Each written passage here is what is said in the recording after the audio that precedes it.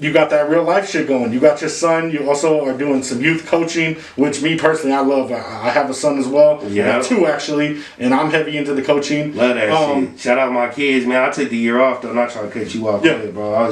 I took the year off because of COVID. Me and my son, he actually ain't played for 2 years. He had to get situated. I always believe in your priorities come over sports. Even though I love sports, I grew up playing sports.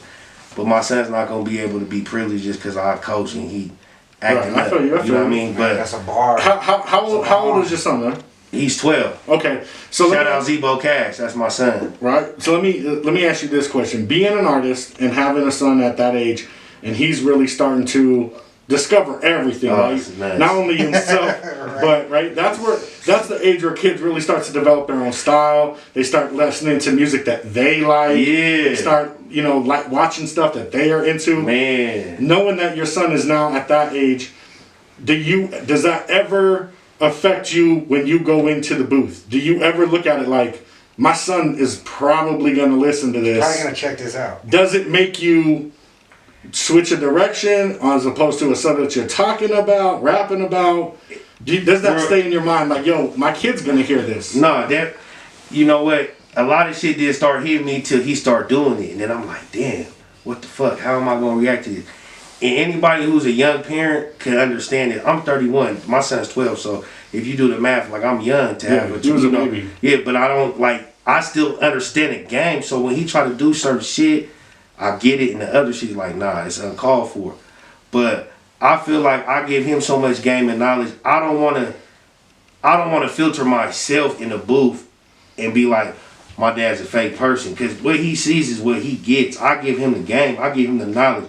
I tell him, you're nothing like me. So the reason why I can act how I act is because I'm who I am. But I teach him how to be respectful and how to. My son's very respectful. He's a good person. He's young now, so he's influenced by the world, and have to be in his ear because, he wants to get influenced by Snapchat and what he sees on YouTube and stuff. He's 12. He's 7th grade. Yeah. I remember how influenced I was in the 7th grade. So I just posted something just yesterday about flex culture. Right? Yeah. And how flex culture, TikTok, YouTube, Instagram, social media in general, is really starting to affect our kids. And it's always affected young girls, right? Like, girls have always been like, I gotta be pretty, I gotta look like this chick, so on and so forth. But it's really starting to get into these young boys when you're seeing kids 14, 15 years old with $300 shoes on, $200 jeans, some crazy Supreme shirt that's like $80 for a white t-shirt type stuff.